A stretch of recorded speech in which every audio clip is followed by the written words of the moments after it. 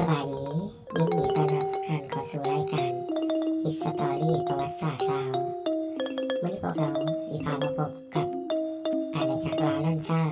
ราชการของพญาสามแสนไทยไต่ภูวนาถพญาสามแสนไทย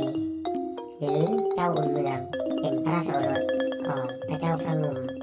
เกิดเมื่อปีวอกคศ1356พระองค์เสวยราชสมบัติแล้วก็จะแต่งตั้งอำนาจการปกครองให้สมบูรณ์พร้อมทั้งในกฎกาจำนวนพลทหารรวมทั้งหมดมี500,000 คนในนั้นเป็นคนลาวจำนวน300,000 คนด้วยเหตุนั้นเองเสนามนตรีทั้งหลายจึงได้ขนานนามพระองค์ว่าพญาสามแสนไทยไต่ภูวนาถธิปัตติศรีสัตตราคณหุต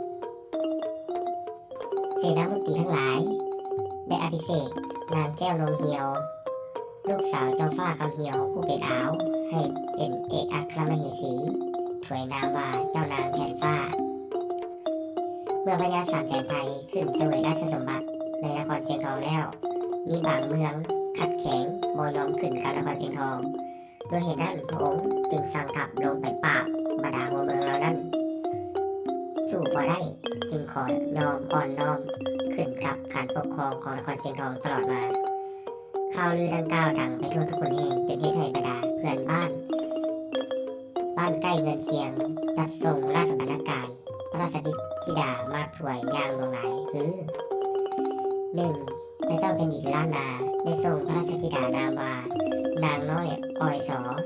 มาถวายพร้อมทั้งสร้างปราสาทหอสูงเสียงกลาง 2. พระเจ้าแผ่นดินกรุงศรีอยุธยา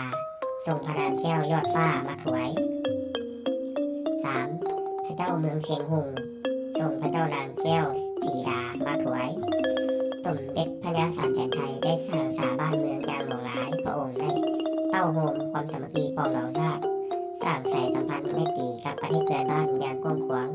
พระองค์มีพระราชโอรส4 องค์คือเท้าล้านคำแดงประสูติจากนางแก้วนงเหียวเท้าวังบุรีประสูติจากนางแก้วยอดฟ้าเท้าคำเต็มซาประสูติจากนางแก้วสีดา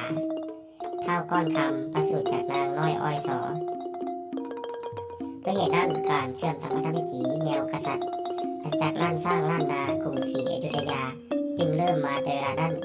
พญาสามแสนไทยยังมีพระราชโอรสพระราชธิดาอีก5 องค์คือนางแก้วกุมารีนางมโนลา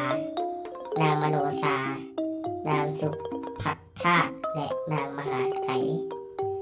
พระองค์เสวยราชสมบัติเป็นเวลา43 พรรษา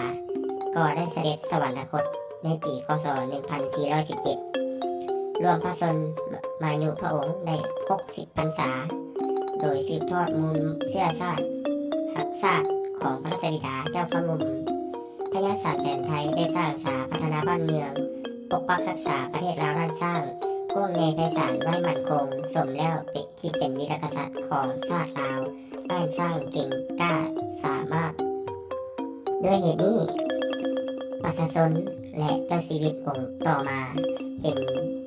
ความงามความดีของพระองค์ในราชการของพระเจ้าศรีสว่างวงศ์พระเจ้าศรีสว่างวงศ์ได้พระราชทานสร้างถนน3 แสนไทยขึ้นที่นครวิจันทร์เพื่อเป็นจารึกและสร้างคุณงามความดีของพระองค์มาเท่าทุกวันนี้พวกเราชาวลาวขอเทิดทูน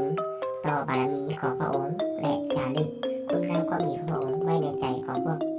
เราชาวลาวตลอดไปขอเข้าใจทุกท่านที่เข้ารับชมรับฟังรายการ History ประวัติศาสตร์ลาวถ้าติดใจก็กดไลค์กดแชร์กดติดตามและกดกระดิ่งให้พวกเราเพื่อเป็นกำลังใจในการสร้างวิดีโอ